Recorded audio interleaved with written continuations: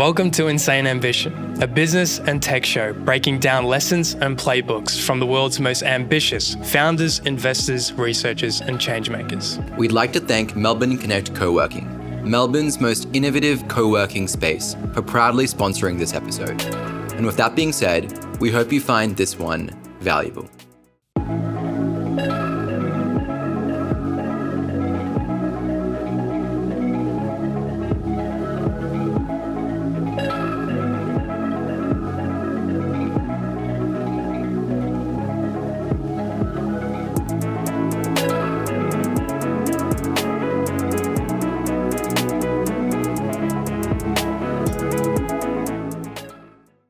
So, I suppose it's quite an interesting feeling that I have right now, because I'm sitting across from quite an iconic character. Someone who is the founder, the original founder, one of the most iconic shoe brands in the world, Reebok. So, Joe, I want to get a sense of a holistic understanding about your journey, just from how you grew up to how you fell into entrepreneurship and how you created one of the world's most iconic brands. So maybe we can start with, where you grew up. Where I grew up? Yeah. Well, in England, north of England. North of England, I guess most people know Manchester. We were about 10 miles north of Manchester.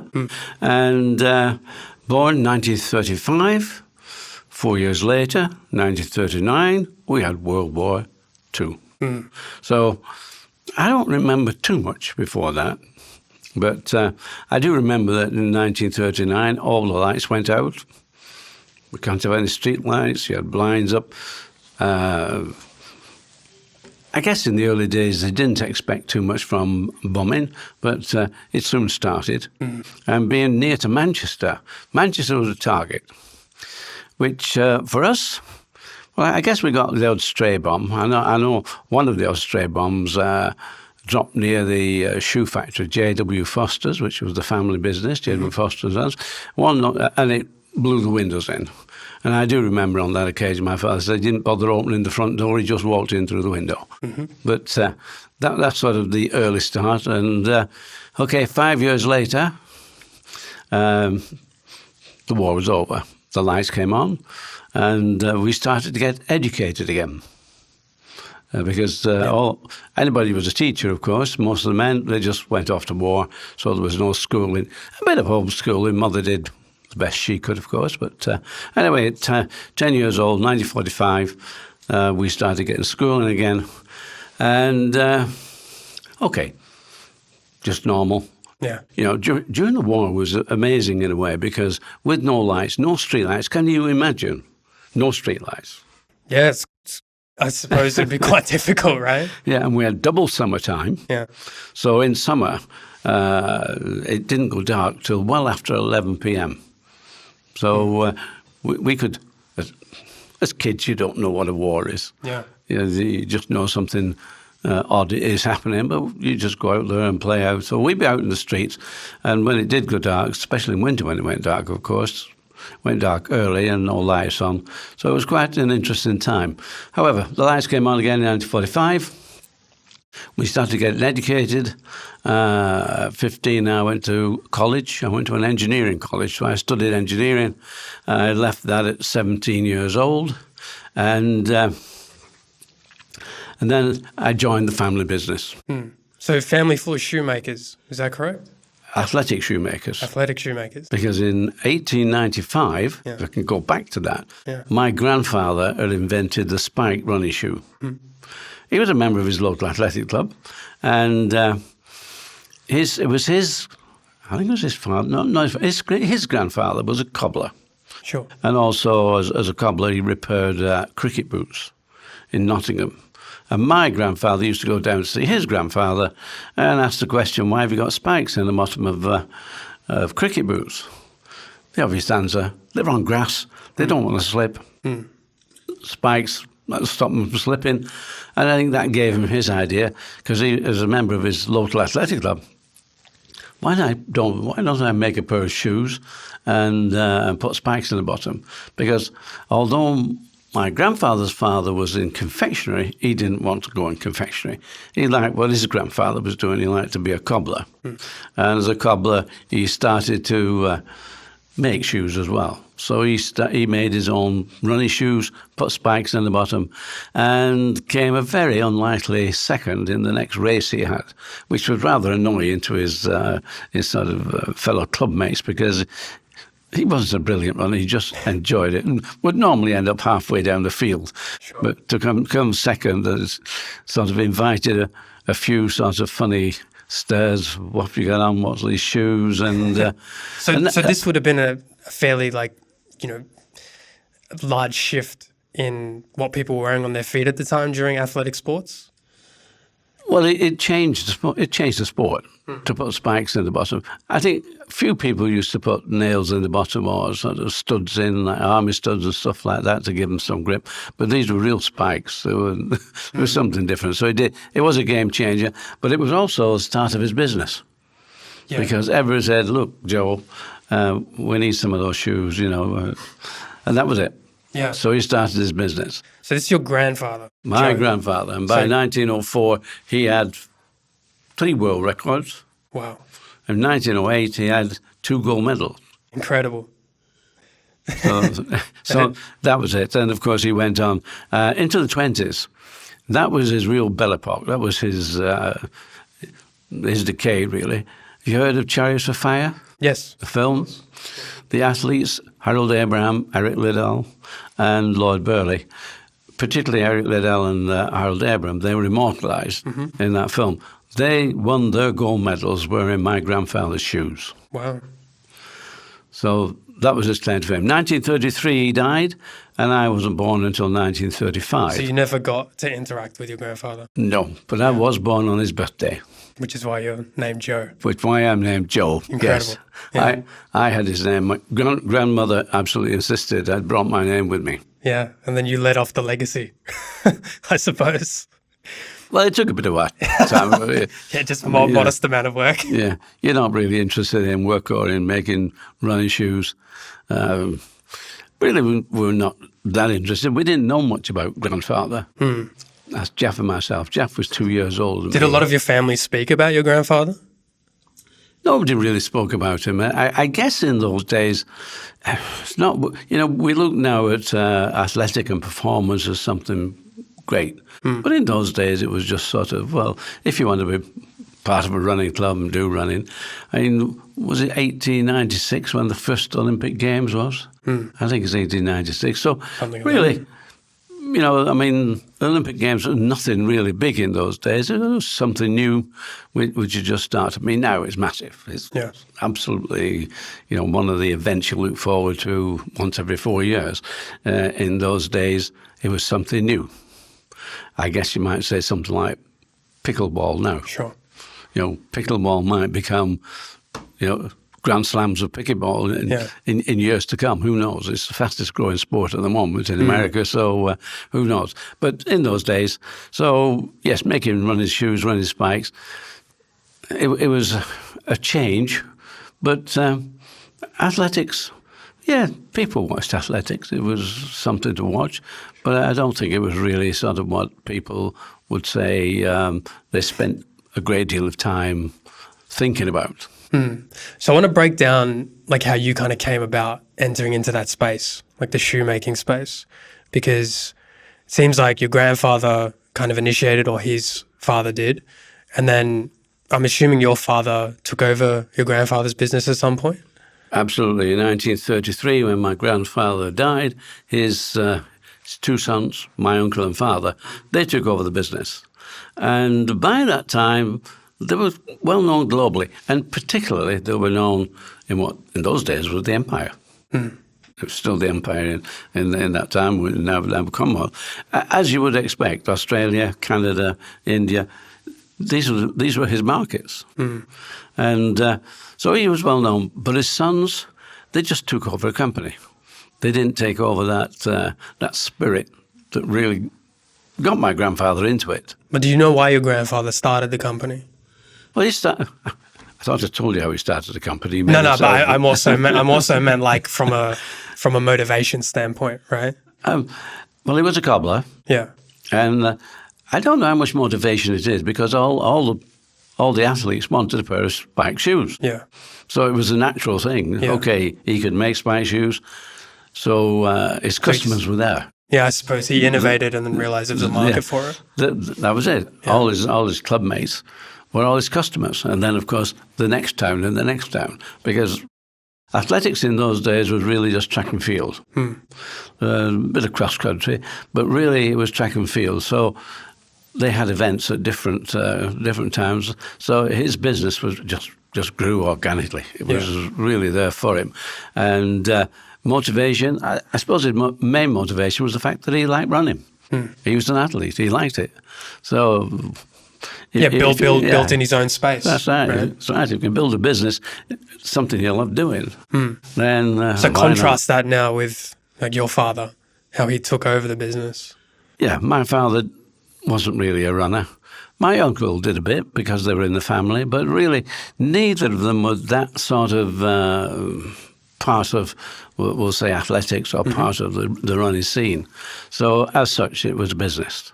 And by that time, it was a reasonable sized business. They were selling their product around the world, and in particular to the Commonwealth, or as we said, the empire still is still an empire at that point.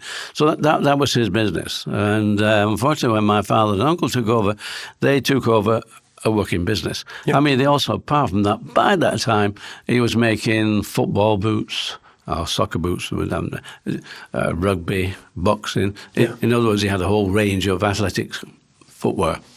And he supplied most of, I would say, 95% of the football teams that we now know in the UK. We'll say Man City, Man United, Arsenal, Liverpool, all those.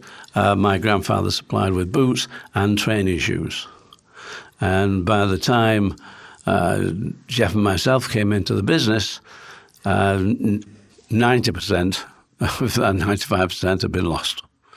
Wow. Because Adidas had come into the market, and my father and uncle had not seen this as something that would take their business away. Sure. Suppose they saw themselves as independent, but then if innovators come into a market and make it competitive once again, right?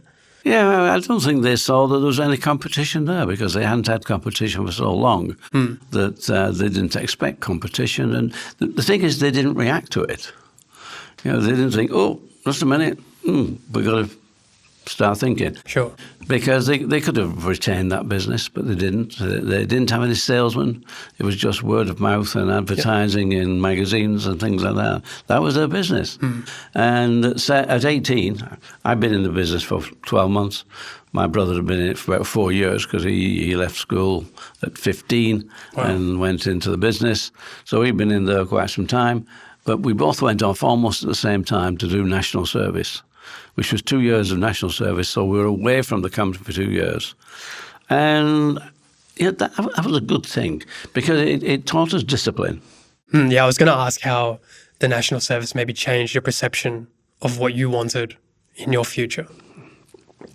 I don't suppose at that time I knew what I wanted.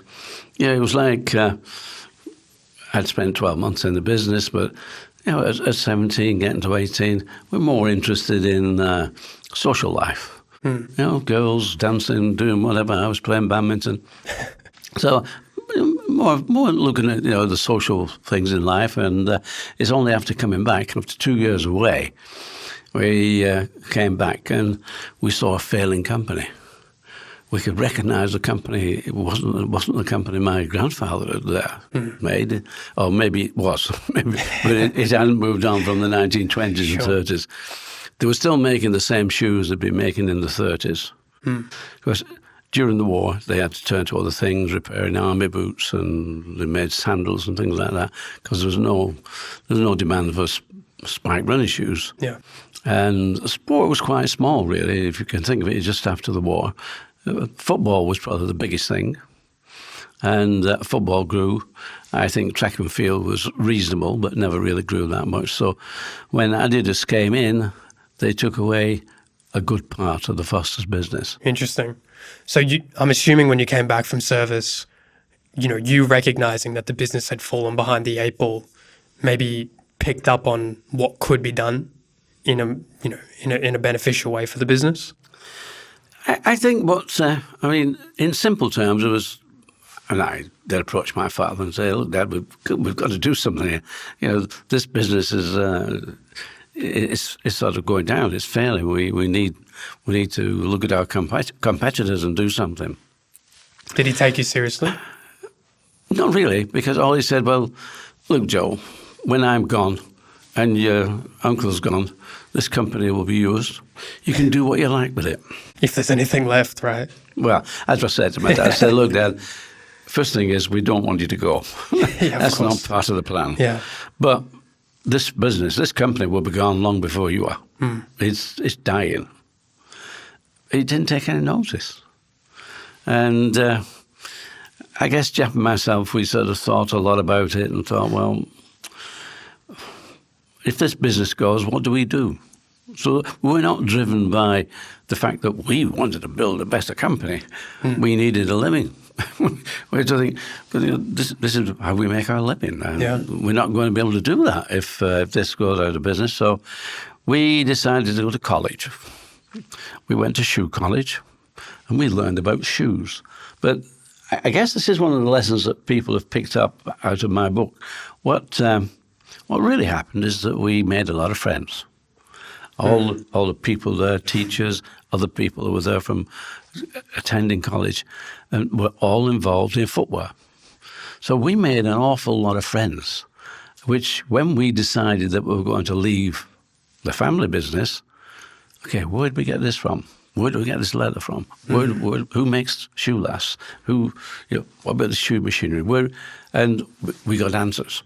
I suppose you had the network, right? Yeah, that's right. We had this network. That was really good networking for us, and we knew how to make patterns. We could if we didn't, somebody did, and we could always get somebody to do that. So that was really, really helpful. Having gone to college, that was really helpful when we did decide to step out and set up our own business, which we did, and we set up in the next town, Bury.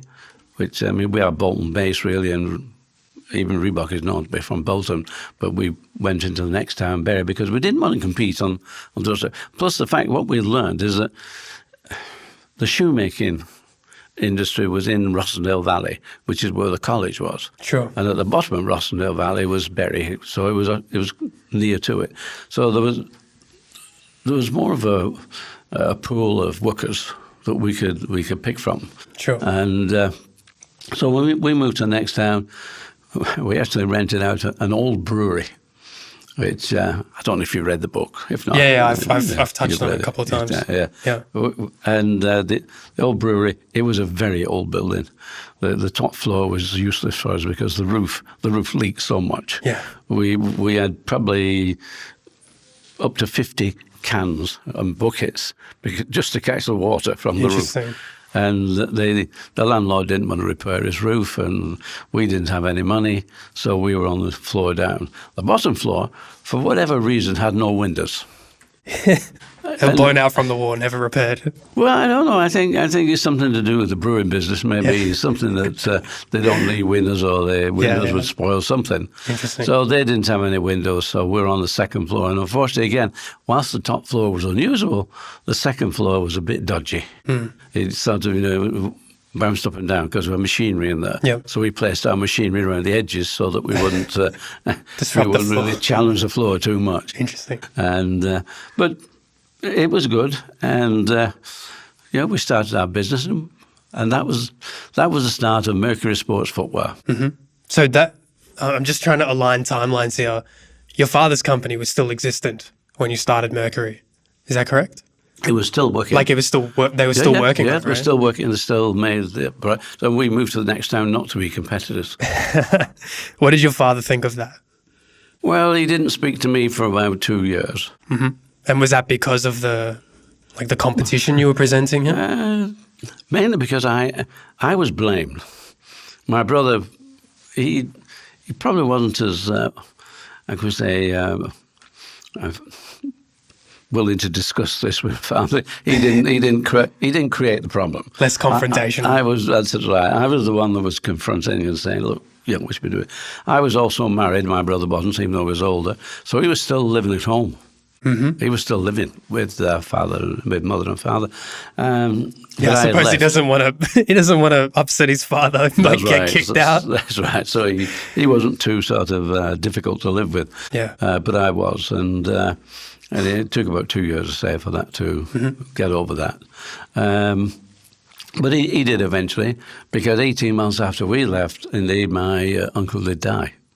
Okay. And also the local authority decided they needed that space where the shop was, where the factory was. They needed that space for what is now the University of Bolton, although they knocked it down. So it was at that time my father decided to stop manufacturing. We had left, and by that time we'd got a reputation, and we'd also got our problems. In what way? So reputation, good and bad? No, our reputation was good, but our problem was the fact that the accountant who said, Joe, you're doing pretty good. You're making money. You better register your name.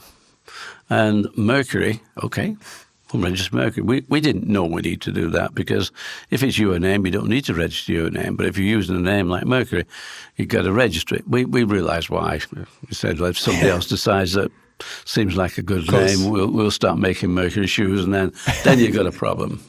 And so he sent me to a patent agent in Manchester, and who obviously worked with the registrar, and he told us that unfortunately Mercury was already registered for footwear. For footwear as well, specifically. Yeah, for footwear in particular, because that's where we would have to register. For footwear, it was already registered by Lotus and Delta, who were part of British Shoe Corporation, and British Shoe Corporation were massive. Incredibly large, yeah. They offered it to us for £1,000. That's not too bad. I guess, like, going back in the 80s, it's a lot, but... Well, you're going back to the 50s, late 50s, yeah, even 50, even earlier. In fact, it was 1960, spot on 1960. So what would that equivalent be? Like 50K or something at least? Probably something like that. But yeah, we just set up a factory for £250. We bought our machinery for £10 here, £20 there. £250, we had a factory. We couldn't afford £1,000 to buy a name. Yeah. That was impossible. So this is where the story of Reebok came, right? How did you discover that name? Well, I mean, that in itself was quite a decent story, because as I say, I went to the agent and I said, no, we haven't got £1,000. So he said, you got to get another name then. And it was a nice day in May, and his window was open. He pointed through the window and he said, you need a name like that, Kodak. And I'm saying, what's with Kodak? Well, he said, it's their name. They made it up. You can make a name up. It's yours. That's it. People can't dispute it. Maybe if it's too close phonetically, you might get a dispute, but just make a name up. I said, but don't bring me one. Bring me 10. Sure. What? Yeah. 10 names? Where do you get? I said, look, we got to be in love with this. I don't know if we can do that. Anyway, I went back. We sit around the table, Jeff, myself, our wives, and names are popping up. Cougar Sports, that's pretty good, why not? On the list. Falcon Sports. So we're going down this route, animals, birds, prey, and whatever. Let me take you back now to 1943. 1943, I'm 8 years old. You need to add that when you find out where I am now. But I was 8 years old, and just like COVID, during the war, nobody could go anywhere. Nothing was happening except local events. Sure. And I was entered into a local event, a 60-yard race, and I won the race. I had the advantage of Foster Spikes running shoes. And if you can imagine how many kids my age had spike running shoes in 1943. Yeah. 0. That's right. So maybe I had a bit of an advantage there. Prime athlete. That's it. But I won. I won the event, and I go up to collect my prize. And what do I get? I get a dictionary. An American Webster's dictionary. And I'm saying, look, guys, where's the football? Yeah. Wins an athletic sporting event. Yeah, Ends up with a dictionary. Yeah. They're like, maybe you should study a little bit more. You know, like, It's an American dictionary, and Yeah. a lot of spellings are just that slight difference. They miss the U out in labour and colour and things like that. And maybe I could have kicked it around a bit, but it wouldn't come back, I'm sure, like a ball would. But anyway, I was a bit disgusted with that. So I think the dictionary was sort of put or thrown into a corner for some time. But we're fast forward now, 60, in business, and my dictionary, my Webster's dictionary, is sat there on the bench. So I opened the dictionary. I like the letter R. No reason why. Yeah. I just like it. And I opened it at R and start thumbing through. And it's not long before you get to R-E, R-E-E-B-O-K. What's that? Well, it's a small South African gazelle. We're a running company. Gazelle. Gazelles are fast. Yeah. Wow, that fits. Top of the list. That went top of the list. And I took 10 names. I can't remember most of those names. But I took those back to the agent. And I said to him, look, we've got to be in love with this. Yeah. And we're already in love with this, Reebok. Yeah. Oh, but he's a lawyer. It's like, okay, Joe, we'll see what we can do. Took 2 weeks because you've got to go to the register and check everything. And he came back on the telephone and he said, Joe, you've got your wish. You can have Reebok. One caveat. The registrar says if somebody makes shoes out of Reebok skin, you can't stop them. And that'll never happen. That's never going to happen. No, that'll never happen. Okay, you can have Reebok, but because of the fact that if somebody did make out of Reebok skin, we're going to put you in Part B of the register. Part B of a month earlier, we didn't even know there was a register. So what's the difference? So we've got a name. So we're in Part B of the register. It was 10 years later when they came back and said, we moved you to the A section of the register. And we said, why is that? Well, I said, now everybody knows Reebok is a sports shoe. Sure. So you built the brand then, right? Yeah. I suppose it's interesting because at that time, were you really thinking about how iconic a name like Reebok would be? Or did you just like the vibe of the name? We just liked the name and the connection with an animal that was a gazelle. And by that time, we were doing nicely. So it's like, okay, we're doing all right. Let's push it a little bit further. We were now getting a bit sort of excited because we'd found our way how to sell our products as well. In my early days selling, I would get in the car. Well, there's two ways. The first time we did selling, we were so concerned that we didn't want to cross Foster's, that instead of making running shoes, we started making cycle shoes. Jeff was a cyclist, and we picked up an agent in London and a local agent. The local agent was really a cyclist, and what he did, he went out training, put a bag on his back and put some shoes in, and would go out training and call on cycle shops. Yeah. And he was okay. The guy in London, I don't know, he must have been a tremendous salesman because all of a sudden, from sort of 2 or 3 pairs, we'd be getting orders for 50 pairs, and our business just expanded in cycling. Interesting. Until about 18 months later, or maybe less than 18 months later, the orders just stopped. And you can imagine, nobody had mobile phones. And he was a Scotsman living in lodgings in London. So we couldn't really contact him apart from letters. And it was, we wondered what had happened, and it was 3 weeks after a complete stop of orders that we got a letter from his landlady to say that he'd been killed in a motor car. And did we owe him any money because he owed rent. So that was the end of our cycle business, virtually. in between that time, when we had started to move into running, and Jeff was an athlete. He loved running. Yeah. He loved cycling. That's why we were cycling. Yeah. So we'd moved into running shoes, and cycling was the market was more distant, whereas with running, every town had a running club. So our local town, Bury and Ratcliffe and Bolton, we knew all the athletes. Mm-hmm. So our business was growing that way as well. And I decided I would go and see sports shops.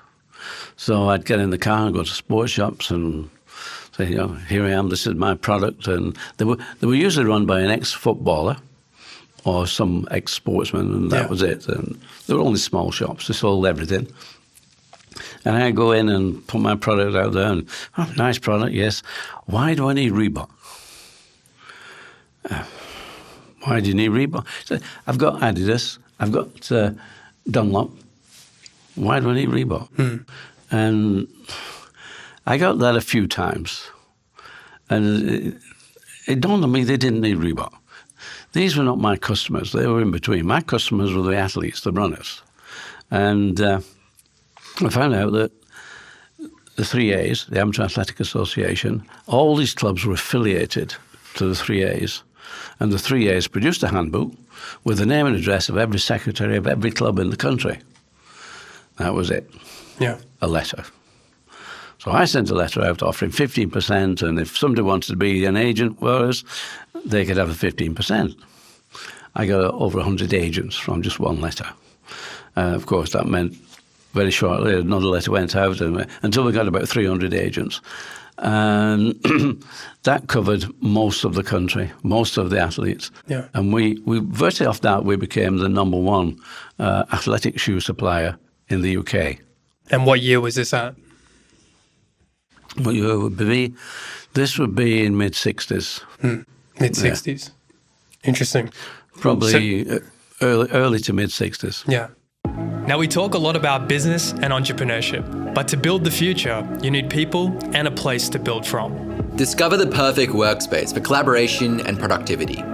Melbourne Connect Co-working is offering our viewers an exclusive 25% discount on 12-month memberships when you quote ambition in your inquiry. Links are available in the description below. So I'm curious then, like, let's talk more holistically about like building brand, right? What you think the major aspects are that allowed for Reebok to stand out as a brand. Like what? I think ownership is what really does that. And by that is probably up to maybe 10 minutes ago, you didn't know Joe Foster was the founder of Reebok. Yeah, and not many people knew Joe Foster was a founder because I found it with my brother. Yeah. Because everything we did was for Reebok. It was all Reebok.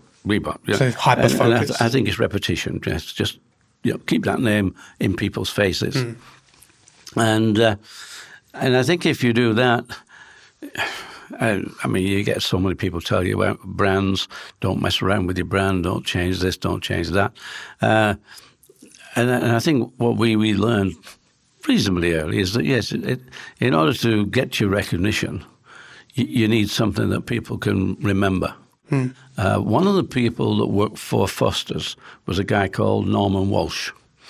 And I don't know if you've heard of Walsh or Norman Walsh. No, I haven't. No. Well, Foster's used to do handmade shoes or hand-sewn shoes, and they made machine-made shoes or machine-sewn shoes.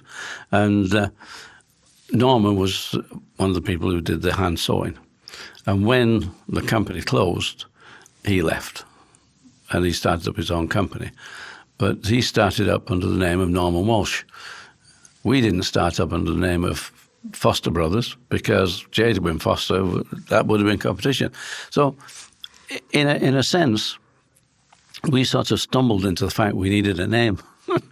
Whereas Norman Walsh, and he did nicely, but he was a one-man band and he had a couple of people working for him. And Norman Walsh, but he died, and okay, the brand is still going. Somebody did buy the brand, but it's only a very small brand.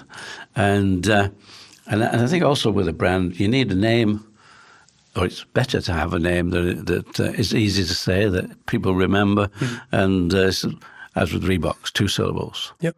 I think Mercury would have been okay, but we're on 3 syllables there. Yes. Something that comes off the tongue, simple enough. It doesn't like Reebok. I mean, even now, the football stadium was named after, we did the naming rights to the Reebok stadium. And although we did 15 years and it's well over 25 years now, certainly 10 years Reebok hasn't been there. Everybody still calls it the Reebok. Yeah.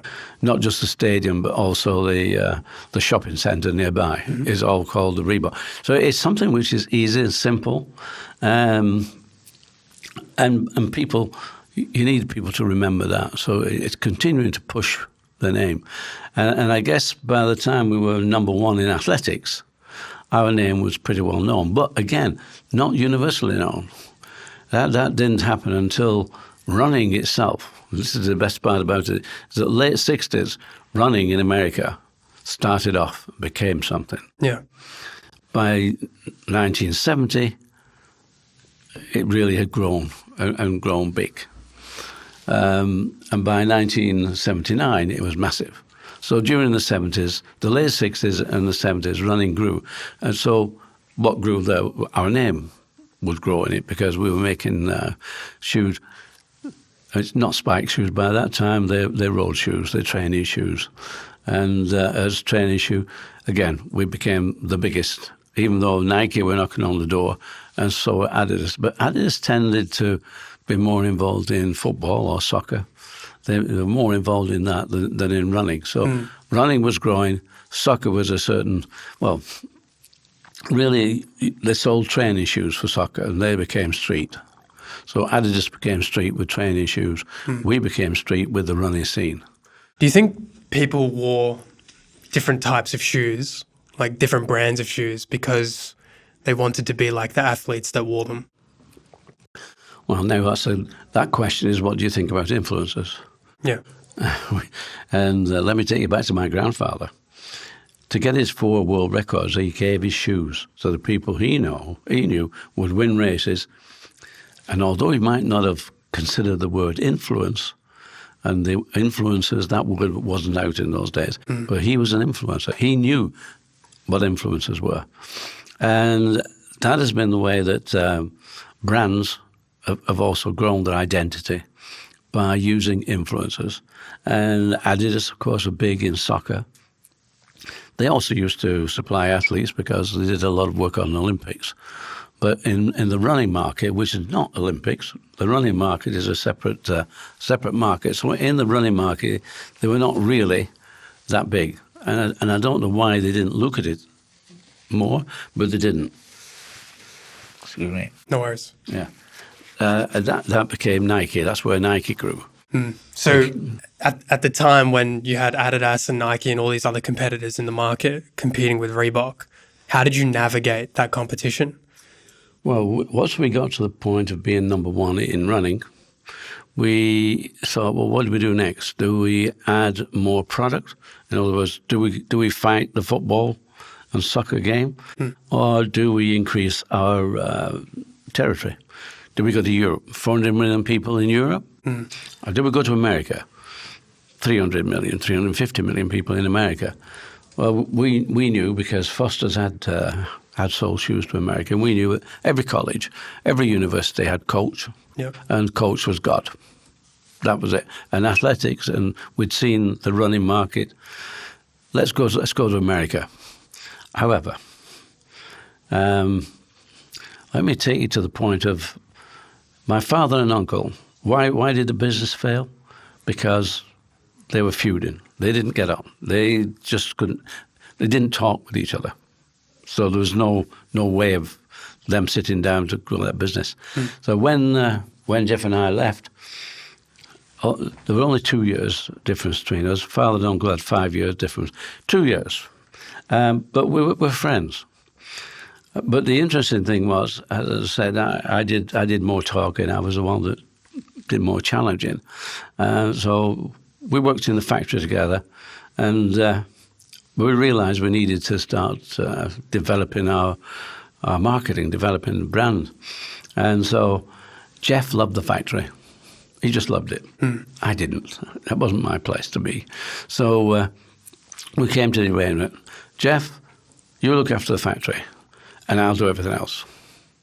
So, and we did that in buildings. I had an office then. We actually set up a new company and called it, because the footwear factory was called Reebok Sports Limited, and we set up Reebok International because that's what we wanted to be.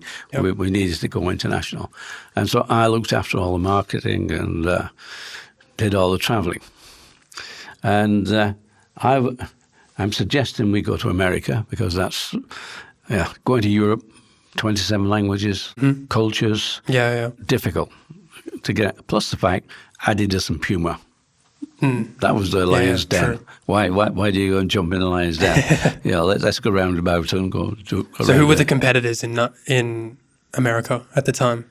Well, at the time, they were trying to make the way. Adidas and Puma were making the way into America. Adidas were quite reasonable in America, but running had started with Nike, New Balance, Etonic, Brooks, Saucony. Yep. There were a lot of brands in America, but again, they were young brands. There were brands trying to make their way in, but the market was expanding tremendously. It was just going year after year. It was bigger and bigger, and so plus the fact the Americans had much more money than the Europeans, so disposable income was a big thing.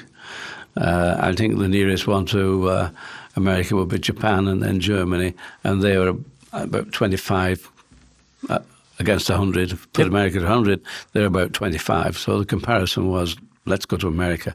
The only trouble is that the family didn't think that we had enough money to start running around America. So by luck, I'm reading a magazine called Eurosport. And in this magazine, the British government are advertising. And they're advertising for us they wanted us to export to America in particular. And they were willing to pay for a stand at the NSGA show. The NSGA is the National Sporting Goods of America. They would pay for a stand. They would pay for our return airfare. And they would also pay 50% of the hotel bills and whatever it cost you to be out there. So it was cheaper for me to go to America and stay at home almost. So I had no opposition at that time, and we're talking about 1968. So 1968 is my first trip. I go to the NSGA show, which is in Chicago, in February. And if you've ever been to Chicago or you've been to North America, in February, it's not the nicest or warmest place to be. It was freezing, the coldest I've ever been. And the guys liked the product. I got the product. I liked it. I'd also gone with a friend who he had outdoor shops, and we were making a climbing boot for him.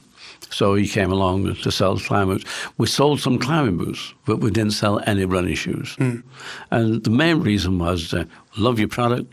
Where do we get it? And I'm saying England. And they're saying, is that New England?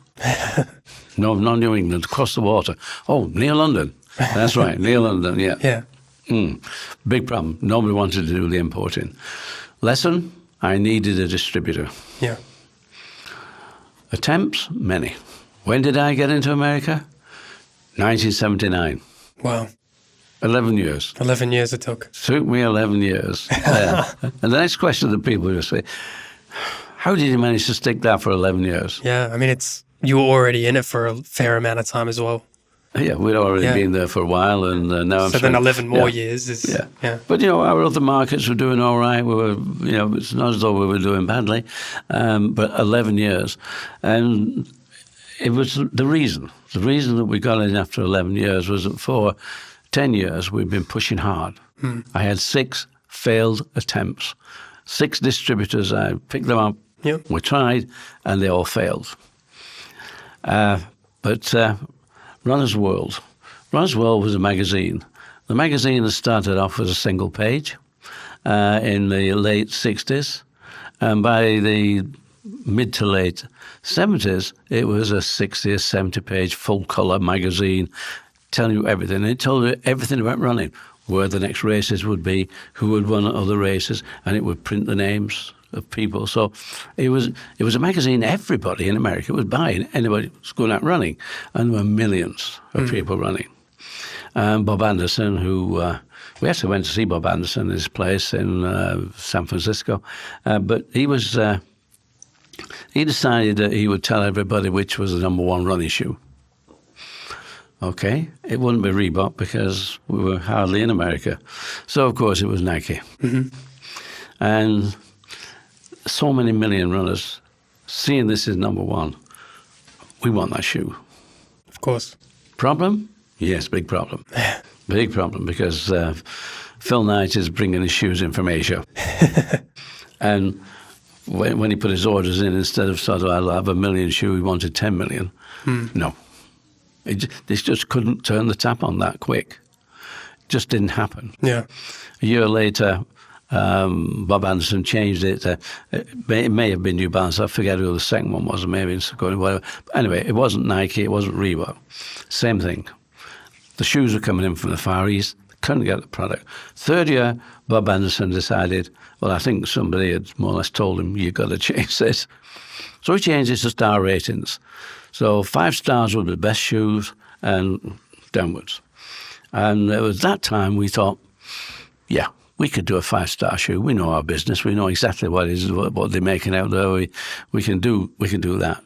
And so that was the challenge. And I went in 1979 to the NSJ show, my 11th show. I've got to keep going. And running was getting that big that even without getting five stars, Kmart came along to the stand and said, we want 20,000 pairs. Right. We knew if we got a big order, we couldn't satisfy that. Sure. Because they also said we need a better price. Yeah.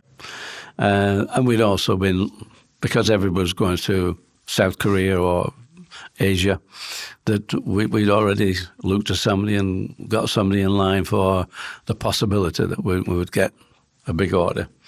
So that was right, 20,000 pairs. And then another guy came on the stand towards the end of the show, a guy called Paul Feynman.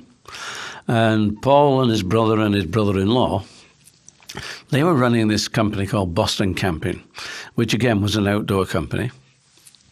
Tents, ground sheets, you name it, bags and all that stuff. And he said, Joe, we talked about 5 stars. So you get 5 stars and I'd love to be a distributor. Okay. So this is February. I go back to America in May to go and see Kmart, see what they're like. And you can look out here to your office. There must have been the best part of 100 buyers. Yeah. All buying the different stuff that Kmart wants. And mine was a sort of about 6th one down on the 3rd row, Mr. Biasati. So I go to see him and we chat, yes, at 20, we do want the 20,000 pairs and can you get us a better price? And I'm saying, yes, I'll get you a better price, we can do that. Okay, so that was solidified and I thought, okay, the size of this company and we're very small, I'll get 20,000 pairs out of it, but it might be my first and last order because I got to satisfy whatever piece of equipment they give us, whatever size of stand they decide to give to Reebok. If it doesn't turn over enough profit on that piece of estate, that will be it. Yeah. They'll say, no, we're not going any further with that one. So I go to Boston and I meet with Paul Feynman and his crew, and they've got about 10 people there with the office and salesmen. I think, this is about my size. this would be nice. They could bolt Reebok onto this and it would be brilliant. So I went back to home, back to Bolton, and the last week of July, that's when the shoe magazine comes out. Runner's World Shoe Magazine edition. It's the August edition. And I decided I'd phone Paul Feynman. And I said, Paul, can you go down to the local kiosk, see if the magazine's out, and see how we did, because you need to know, we need to know if we've got 5 stars. It's a make or break. That's right. So we're all a bit sort of on tenterhooks, wondering. He came back about an hour later and said, Joe, Aztec was our sneaker, our trainer. You got 5 stars. Brilliant. He said, but not only that, your spike track shoe, which was called Inca, and And the racing shoe, we had a racing shoe called Midas. They've also got 5 stars. Nice. Suddenly, we have credentials. Suddenly, we have demand. Yep. And that's what kicked it off. got us into America. Incredible. Yeah. So, I mean, the story's out there in the public domain. So I want to ask a couple more questions about, just motivation and mentality in general. But obviously from that point, you went on, got into the American market. A lot of things may have happened, but eventually Adidas purchased Reebok. That's correct? It is correct, yes. Yeah. So Adidas purchased Reebok for a couple $1 billion, which is an incredible feat just in terms of building a brand and selling it off to someone who was once a competitor. Yes. Yeah. So Joe, at the time, when you were kind of going through the build up of Reebok, you were working closely with your brother. Yeah. A lot of people have concerns when they get into, startups or company building and things of that nature, that it's kind of high stakes environment, a lot of emotions going around the room, not to get into business with family. Mm-hmm. How do you think your relationship with your brother changed throughout the years of working with him? Well, I think, and I touched on this earlier, the fortunate thing for us was we had our parents, my father and uncle, we had them as a good example of what not to be like. Could we work together? And I think that's probably why we decided, Jeff, you look after the factory. I'll do the sales, the marketing, and whatever it takes to see if we can scale this company to a certain size, and if we can do. And so because of that, we never had a bad word. I mean, it's hard to believe, I know. I must have done some terrible things and lousy things. I mean, because I was spending the money, I was doing the trips, I was doing stuff that didn't work. I mean, you were testing. Yeah, I was building. You were testing. It took me 11 years to get into America, but no, Jeff didn't. He didn't flinch. He stayed with it, and we never had bad words. So that was, in a sense, okay. I understand the fact that working with family, don't work with family, don't work with friends. You can make friends out of a working partner, but don't start a business with friends. Yeah. And even family can be a big risk, although, a lot of families have traditionally handed down the business. Yes. But we didn't do that because we didn't keep the foster business. That's in true. fact, it was 2 years after we started that we actually bought the business into Reebok. So yeah, it's a challenge, and I guess maybe because we were lucky, we did get lucky. We got that 5 stars, and I think that was hard graft to get that 5 stars. 11 years was hard graft, but we'd only been in America a short while when one of our salespeople in LA, he bumped into aerobics. And, we'd always look for white space because, as I say, Adidas owned the football in the UK. We couldn't go there, so we went to other places. And part of the athletics, we went to cross-country, we went to fell running, and we went to rugby league. All these were part of the north of England, something we could get to, something we didn't have we didn't have to travel a long way, and we could be with them. So, and that personal touch helped us build. So we look for white space. But in America, our guy in Los Angeles bumped into aerobics. And we were a $9 million company in athletics, growing nicely, when Arnold came up with aerobics. Yeah. He went to see it. His wife, Frankie, was sort of taking part in it. And that took us, because we actually moved into it, we actually pivoted from being a small running company into a woman's fitness company. But that took us from 9 million to 900 million. Yeah, we didn't grow slow. We didn't need 11 years then. Yeah. From 900 million in 4 years. And that put Reebok on the map. Absolutely. Globally. And that's where the brand really took off with women. Interesting. So, if we possibly hadn't had that success, maybe the family side of it would have got a bit too tired, a bit too difficult. Although we'd got the 5 stars, just got into America, when unfortunately Jeff got cancer and died. Sorry to hear. Didn't see the success. He'd gone through with me those 11 years plus of slog to try and get there. Didn't get the success. Took me 3 people to replace him. Of course, yeah. But, I mean, in the saddest of ways, it allowed me to make decisions without having to talk to anybody. I suppose like the iteration would have been more rapid. But like, how do you feel about that? Him not being around to see it? I feel very sad, but I also know that somewhere along here it would have been different.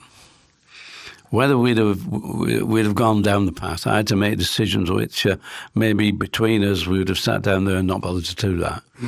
I don't know. So it's always one of those things. It's a torment both ways. Yeah. I just wish he'd still been around to see the success. For sure. But you can't turn anything back. And people say, "What do you regret?" The only thing I regret is the fact that Jeff's not. Well, whether he would still be here today, he'd be 91. Yeah. So whether he'd still be here, but it's so regrettable he didn't see that success that we did have. Definitely.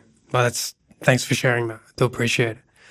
I want to ask a couple more questions and then we can wrap it up. But regarding like your why, like what gets you out of bed in the morning, what motivates you to like get out of bed and like actively continue trying failure after failure, etc.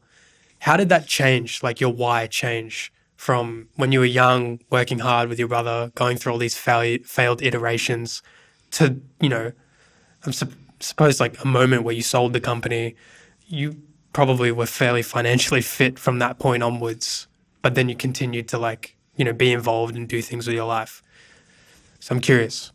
I'll give you a bigger answer, but the immediate answer is nobody told me to stop. Yeah. And unless somebody tells you to stop, why would you want to stop? I backed out of Reebok when I was 55, and the company was 3 to 5 billion size, mainly because I was going to say the adventure had gone, the challenge had gone. Right? We'd started off, after 18 months, we had to change our name. It's a challenge. Yeah.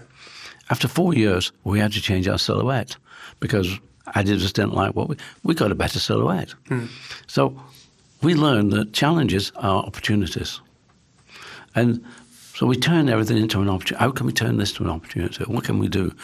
So that excitement, all that had gone. We're big now. We're corporate. We've got accountants. We've got lawyers. We've got lots of people doing lots of things. And all I'm doing is more or less being an ambassador.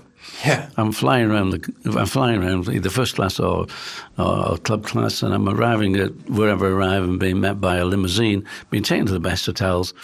We go out and we have meals at the best restaurants, and I'm just talking to people. And because at that size of business, you need a whole team of designers. And so you can't personally put your stamp on anything. Yeah. You have to build the right team, make sure that they are Reebok through and through. And but once you get to a certain size, I say it becomes corporate. Yeah, for sure. So for me, it was backing away from day to day. But then I sort of sat back. When I left in 1990, we didn't have computers. We didn't have smartphones. Yeah. When I'm sitting back in Tenerife and enjoying life, we get computers, we get smartphones, we get Google, we get Wikipedia. Yeah. And they're telling me how Reebok started. And there was even a photograph of Joe Foster. Yeah. His name might be Joe Foster, it certainly wasn't me. And this was the founder of Reebok. So that's what inspired the book. Yeah. And having written the book, which was just to put the story straight, some guys in the universities picked this up and coming back to me and saying, "Joe, this is a business book. This is saying what you did and how you did it. Would you come and talk to us?" So that's how it started. Yeah. And from then on, and we've not stopped. And until somebody says stop, or too many people know the story and they get fed up with the story or whatever it is, we just keep going. Yes. And that's the inspiration now. It's like, why not? Absolutely. I mean, it's an incredible story. Just like shows the importance of resilience, in overcoming failures and continuing to, move forward regardless. I want to read you a quote and get your opinion on it. So the CEO of NVIDIA, $3 trillion market cap company, said, "Resilience matters in success. I don't know how to teach it to you, except I hope suffering happens to you. Greatness comes from character, and character is formed out of suffering." Do you agree? Yeah, I suppose you can interpret suffering in many ways. I think it's hardship much more than suffering, because suffering can be something that... Of course. Hardship, yeah, you can suffer hardship. I'll grant that. So, and I think, yes, you do, and it builds resilience. You need a couple of smacks somewhere, and you need to understand that it's not there on a plate. First thing you have to do is to build a plate. There's so many things you've got to look after and be willing, no matter how good things are, willing to go back there again. Okay, we've got to check this one out. So I think his statement is pretty good. I think he's right that you don't really get there until you've known rock bottom. It's difficult to climb the mountain. Yeah. And I'm assuming you would have experienced your fair share of moments in terms of feeling as if you're at rock bottom. How did you remind yourself to continue in those situations? Well, people ask me what's the most important thing about running a business and really scaling a business. And I say, having fun. Okay, we fell off. But we love that climb. We're going to go back again. Yeah, we're having fun. And I think if you, not every day is fun. Like you say, some days are pretty miserable. But I think really it is to do with having fun. If you can have fun, enjoy your life. Okay, whatever business you're in, you've got to know it. You've got to know it right from before A and after Z. You've got to know everything and plus. Yeah. And that helps. If you don't know that, when I was selling my product, nobody could ask me a question about shoemaking, or tell me about shoemaking that I didn't know. No, we had to know everything, and we knew the next step. So you need that, but essentially you've got to enjoy that. If you don't enjoy it, if you don't have fun, it's going to be tough. I think one of the most interesting things you've said to me today is the notion of, or your reflection on how you felt going through it versus being at the end of it, and saying to me that you really did enjoy the moments of challenge more than you did the outcome. It's just, I feel like, a very powerful thing to say, because it's a reminder to everybody who's going through it that you're in the best moments. So enjoy it, because the challenge is enjoyable. Absolutely. It should be enjoyable. Yeah. To travel is better than arriving. That's right. That's it. The journey is always better than I've arrived. What do I do next? Yeah. I want to do the journey again. That's it. Yeah. Which, if we read Shoe Dog, yes, this is exactly what Phil Knight said. Yeah. I'd like to do it all again. Because it's the fun moments. Yeah. He must have had. And I lost a daughter. He lost a son. And those moments you just think, was it my fault? Was I not there enough? Did I give somebody too much money? Did they have too much easy life? I don't know. These things are like Jeff dying. It's an imponderable. You just can't. You just can't take it on. You just wish these things hadn't happened. Nothing you can do about it. Yeah.